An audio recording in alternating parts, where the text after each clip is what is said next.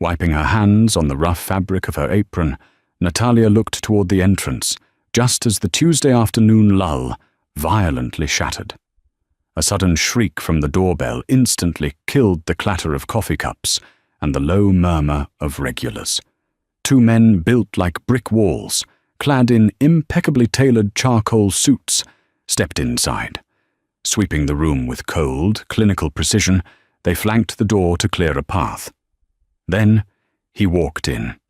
The air seemed to evaporate from the room, trapping the breath in Natalia's throat.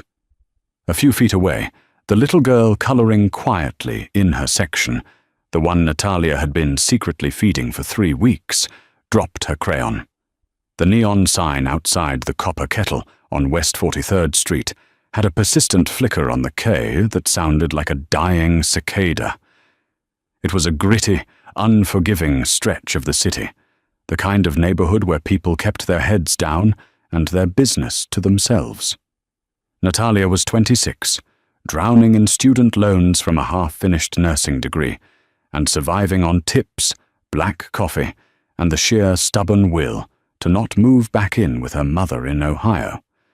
For 3 years, she had navigated the sticky linoleum floors and the demanding regulars of the diner, learning to read a person's life story from the way they ordered their eggs. But Natalia couldn't read Lily. She first appeared on a freezing Tuesday in late October. The wind was howling off the river, rattling the single-pane windows of the diner. Natalia was in the middle of pouring a refill for Stan, a retired postal worker who basically lived at the counter, when she saw her. The girl was tiny, maybe 7 or 8 years old, huddled in booth 4, the furthest corner from the door, perpetually shadowed because the overhead bulb had been burnt out since August. She wore a faded yellow raincoat that was at least 2 sizes too big, the cuffs rolled up several times to free her small hands. Her dark hair was a tangled nest, framing a face that was pale and impossibly still. She didn't fidget. She didn't look at the menu. She just stared at the scarred Formica tabletop. "Hey there, sweetie," Natalia had said, approaching with a plastic menu and her best non-threatening smile. "Where are your folks?" The girl didn't look up. She didn't speak. She just slowly slid a wrinkled, slightly damp $5 bill across the table, followed by a small, pointed finger, tapping the picture of a grilled cheese sandwich on the laminated menu. Natalia looked around the diner. It was mostly empty. Just Stan, 2 truckers in the middle section, and Brenda, the manager, barking into the landline in the back office. No frantic parents. No one waiting outside in a running car. Just this silent child. "Just the grilled cheese?" Natalia asked softly. A slow nod. She rang it up, paying the extra $1.30 out of her own apron pocket because $5 didn't cover the sandwich and the taxes, let alone a drink. Natalia brought her the food along with a tall glass of milk. The girl ate methodically, not aggressively like a starving child, but with a careful, practiced precision, as if she was used to making food last. When she finished, she left the plate spotless, slipped out of the booth, and vanished into the grey afternoon. Natalia thought it was a one-time oddity. In this city, you see strange things, compartmentalize them, and move on. But the next day, at exactly 3:15 p.m., the girl was back. Same yellow raincoat, same booth, same damp $5 bill. This became their routine. Every weekday, the bell would chime, and the girl would slip into booth 4 like a shadow. Brenda, who viewed every non-paying loiterer as a personal insult, barely noticed her because she was so quiet. Dave, the line cook, started making her grilled cheese the moment he saw the yellow coat through the window, always adding an extra slice of cheddar and slipping a few apple slices onto the side of the plate. "Kid looks like she needs some meat on her bones, Natalia," Dave mumbled one afternoon, handing her the plate. "You call child services yet?" "And tell them what?" Natalia argued. keeping her voice low. That a quiet kid buys a sandwich every day? They're swamped, Dave. If I call them, she might get spooked and stop coming.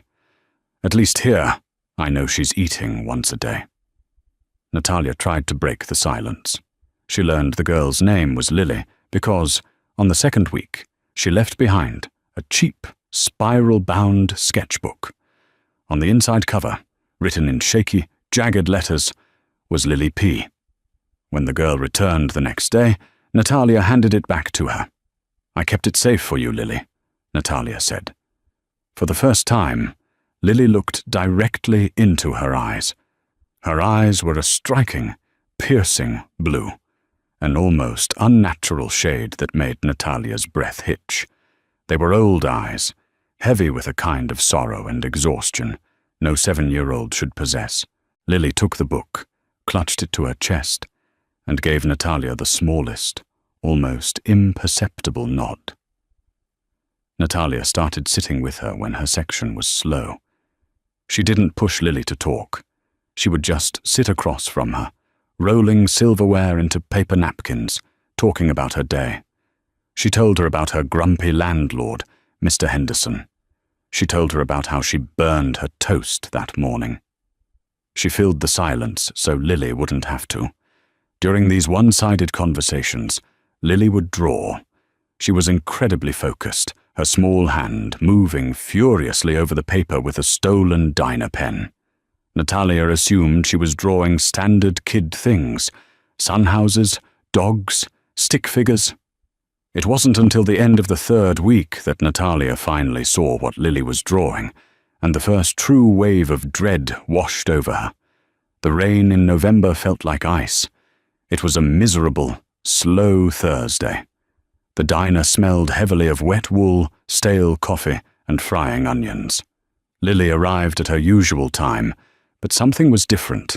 The yellow raincoat was soaked through, and she was shivering violently. When Lily slid into booth 4, Natalia immediately grabbed a clean, dry towel from the back station and hurried over. "Oh, honey, you're freezing," Natalia said, gently draping the towel over the girl's shoulders. As Natalia pulled the oversized collar of the raincoat back to dry Lily's neck, she saw it. It was hidden just below her collarbone, a dark, angry bruise, blooming in harsh shades of violet and yellow. It wasn't the kind of bruise a kid gets from falling off a swing. It looked like a fingerprint. Someone had grabbed her, hard. Natalia's heart hammered against her ribs. She froze, her hand hovering over Lily's shoulder. "Lily," she whispered, her voice trembling. "Who did this to you?" Lily flinched, pulling the raincoat tightly around her neck, her eyes darting toward the front window of the diner in sheer panic. She shook her head frantically, her breathing turning shallow and rapid. Okay, Natalia soothed, backing up a step, raising her hands to show she wasn't a threat. "I'm sorry. I won't touch. I'm just getting your food, okay? Extra cheese today." She practically ran to the kitchen. "Dave!" she hissed over the pass. "She's hurt. She has a handprint bruise on her chest." Dave stopped scraping the grill, his heavy shoulders dropping. "Damn it, Natalia. You have to call it in now. That's the line. You're a mandated reporter if you're a nurse, right?" "I didn't finish the degree, but yes, morally, I have to." Natalia grabbed the phone off the wall near the dish pit. She dialed the non-emergency police line, her hands shaking. She got put on hold. The tinny elevator music mocked her anxiety. While she waited, Natalia peeked out of the kitchen to check on Lily. She wasn't eating. She was drawing, harder and faster than Natalia had ever seen her. The pen was practically tearing through the cheap paper. Suddenly, a dark, late-model sedan, an expensive Audi or BMW, covered in city grime, pulled up to the curb right outside the diner window. A woman sat in the driver's seat. She was wearing a dark trench coat and oversized sunglasses, despite the pouring rain. She didn't get out. She just sat there, the engine idling, staring directly at the diner, staring directly at booth 4. Lily saw the car, the colour entirely drained from her already pale face. She slammed her sketchbook shut, grabbed her uneaten sandwich, shoved it into her deep raincoat pocket, and bolted for the back door. "Lily, wait!" Natalia dropped the phone, leaving the dispatcher who had just answered shouting "hello" into the void, and chased after her. She was too fast. By the time Natalia pushed through the heavy metal fire exit into the alley, the girl was gone, swallowed by the labyrinth of dumpsters, fire escapes, and driving rain. The alley was empty. Natalia walked back inside, her chest tight with a sickening mix of guilt and fear. She walked over to booth 4 to clear the glass of milk. That's when she noticed Lily had left something behind. In her panic, a single page had been torn from the spiral binding of the sketchbook. It lay face up on the table. Natalia picked it up, and her blood ran cold. It wasn't a childish scribble. It was an incredibly detailed, charcoal-style sketch done in blue ballpoint pen. It depicted a large, imposing estate with high iron gates. But that wasn't what terrified her. In the foreground of the drawing was a man. He had sharp, aristocratic features, slicked-back hair, and a distinct, jagged scar running down the side of his jaw. He was looking out of the paper with an expression of cold, calculating rage. And next to him, drawn entirely in heavy, dark ink, was a woman with no face, holding a child by the wrist. The woman had oversized sunglasses. The woman from the car. Natalia folded the paper and shoved it into her pocket. For the next 3 days, Lily didn't show up. Natalia was a wreck. She snapped at customers, she dropped a tray of water glasses, and she spent every spare second staring out the window, looking for a flash of a yellow raincoat. She scoured local news on her phone during breaks, searching for reports of a missing child, an abducted girl. Anything. Nothing. She debated taking the drawing to the police, but what would she say? A silent girl bought grilled cheese, got scared of a car, and drew a scary man. They'd laugh her out of the precinct, or worse, ignore it completely in a city with real, bleeding crimes happening every hour. On Tuesday, exactly 1 month after Lily first appeared, the bell above the door chimed. Natalia whipped around, nearly dropping a coffee pot. It was Lily. She looked worse. The yellow coat was muddy. There were dark circles under her piercing blue eyes. But she walked straight to booth 4, sat down, and placed her damp $5 bill on the table.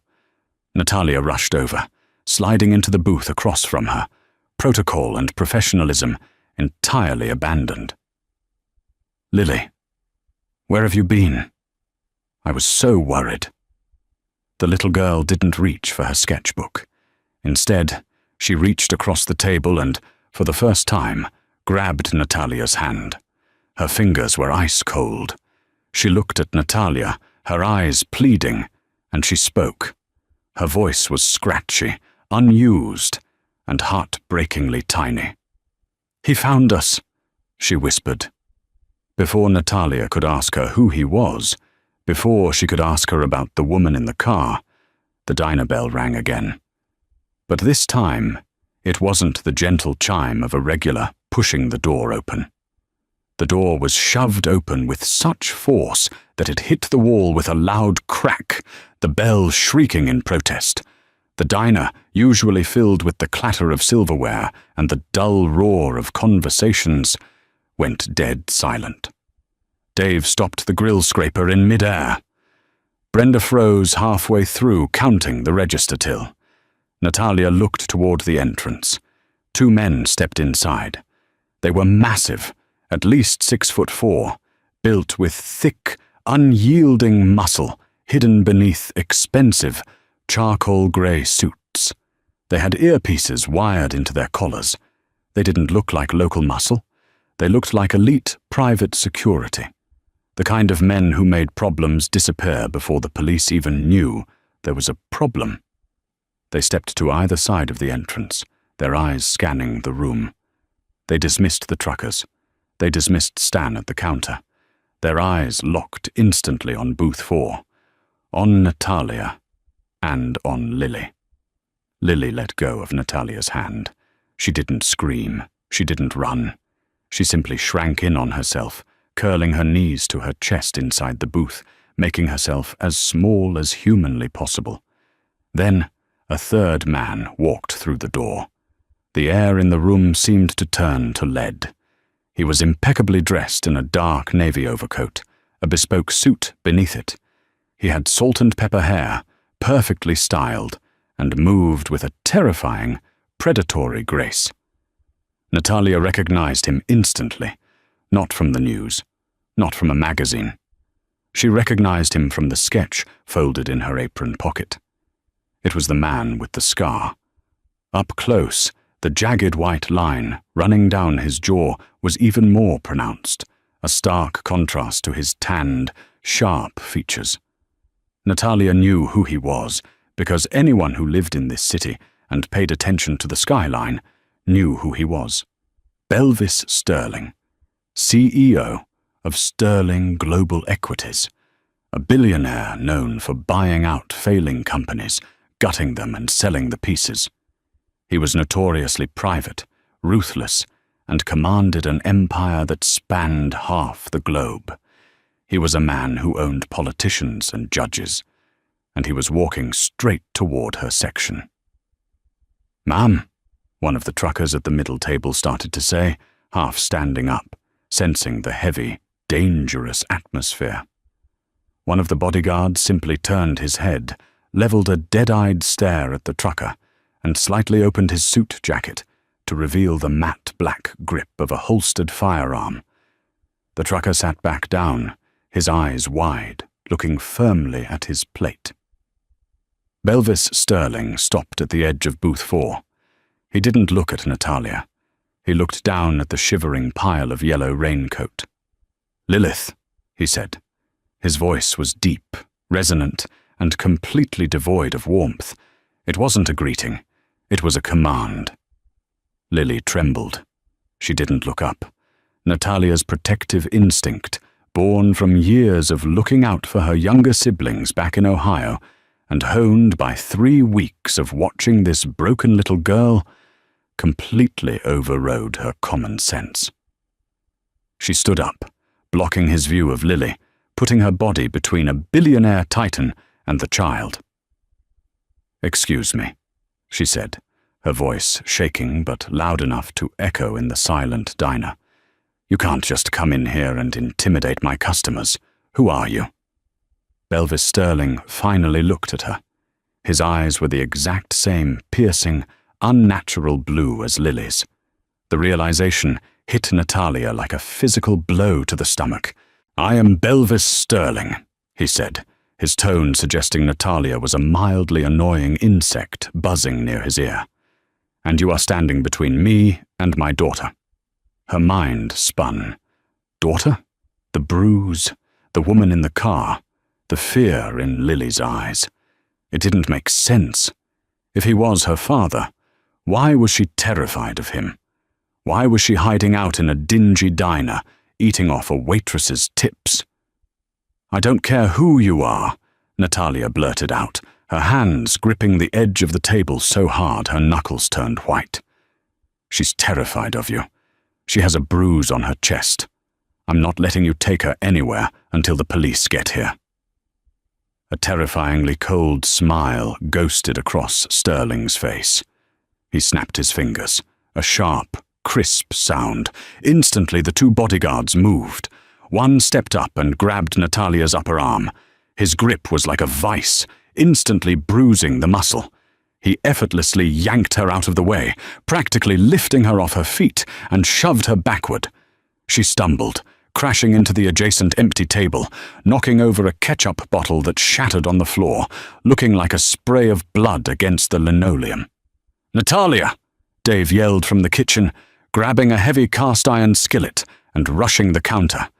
The second bodyguard drew his weapon, a sleek, suppressed pistol, and aimed it dead at Dave's chest.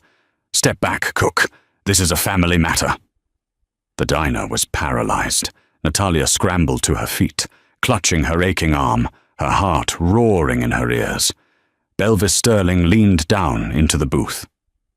"The game is over, Lilith. Your mother's little stunt has cost me millions in security and 3 weeks of my time. Get up." Lily slowly uncurled. She looked at Natalia, tears silently streaming down her pale cheeks. She didn't look at Belvis. She slid out of the booth, her yellow raincoat brushing against his expensive suit. "Wait!" Natalia screamed, desperation making her voice crack. She reached into her pocket and pulled out the crumpled sketch. "If she's your daughter, why did she draw this? Why was she running from a woman in a grey car?" Sterling paused. He turned his head slowly, his blue eyes locking onto the piece of paper trembling in Natalia's hand. For a fraction of a second, the cold, impenetrable facade cracked. A flash of something. Was it confusion? Was it fear? Crossed his face. He took a step toward her, snatching the drawing from her hand. He stared at it, his eyes tracing the jagged lines of his own face, and then settling on the dark, faceless woman holding the child. The silence stretched, thick and suffocating. "Where?" Belvis Sterling demanded, his voice dropping to a lethal, vibrating whisper that sent chills down Natalia's spine. "Did you see the woman in the grey car?" The silence in the diner was absolute, heavy and suffocating. Belvis Sterling's piercing blue eyes remained locked on Natalia's face, waiting for an answer. The piece of paper, Lily's frantic sketch, trembled in his gloved hand. He wasn't looking at her like an insect anymore. He was looking at her like she held the oxygen he needed to breathe. "I asked you a question," Belvis repeated, his voice dangerously low, stripped of its previous arrogant bark. The bodyguard holding Natalia's arm loosened his grip just enough for the blood to rush back into her fingertips, aching with a dull throb. Natalia swallowed hard, forcing herself to stand straight despite her knocking knees.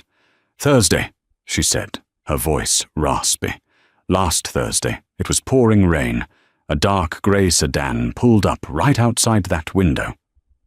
She pointed a shaking finger toward the glass facing West 43rd Street. Belvis's jaw muscles feathered. "And the woman?" "She never got out," Natalia continued, glancing down at Lily, who was now clutching her apron strings with white-knuckled desperation. She had on a dark trench coat and these massive sunglasses, even in the rain. She just sat there, engine running, staring at booth 4. When Lily saw her, she went completely white. She dropped her food and bolted out the back alley fire exit. Belvis looked down at the drawing again. His thumb traced the jagged ink outline of the faceless woman holding the child. Then his eyes snapped to the man he had assumed was the monster of the piece, himself. But looking at it now, with this new context, Natalia realized she had misread the entire drawing. The man with the scar wasn't glaring at the child. He was glaring at the faceless woman. He wasn't the threat. He was the furious, searching father. "My God," Belvis breathed, the sound barely audible over the hum of the diner's ancient refrigerators. He crumpled the sketch into his fist. He turned to the bodyguard who had his gun trained on Dave. "Holster it, Thomas. Now." Thomas smoothly tucked the weapon away, stepping back. Belvis slowly, deliberately, dropped to one knee on the sticky linoleum floor. The tailored knees of his thousands of dollars suit instantly soaked up a puddle of spilled coffee. But he didn't seem to care. He was suddenly at eye level with the shivering little girl in the oversized yellow raincoat. "Lilith," he said, and this time his voice cracked. The billionaire titan vanished, replaced entirely by a terrified, exhausted father. "Lily, look at me. Please." Lily buried her face into Natalia's apron. Natalia tentatively put a hand on her tangled dark hair, glaring at Belvis, still not entirely convinced this wasn't an elaborate manipulation. "She has a bruise, Mr. Sterling," Natalia said coldly. "A handprint, below her collarbone." Belvis flinched as if she had physically struck him. He reached out a trembling hand, but stopped inches from Lily's shoulder, respecting her boundary. "Lily, did your mother do this? Did Sarah hurt you?" Lily shook her head frantically against Natalia's stomach. "Then who?" Belvis pleaded, his composure shattering completely. "Sarah called me 3 weeks ago. She said you ran away from her apartment during your weekend visit. I've had private investigators tearing this city apart. I thought she was hiding you to leverage the divorce settlement. Who had you, Lily?" Lily slowly turned her head, peeking out from behind Natalia's apron. Her blue eyes met his. She took a shuddering breath. "Aunt Beatrice," Lily whispered. The name dropped into the diner like a live grenade. Belvis physically recoiled, his face drained of all color, matching his daughter's pale complexion. "Beatrice," he repeated, his voice hollow. "Beatrice has been at the command center with me every day. She's the one who found the security footage of you near this neighborhood.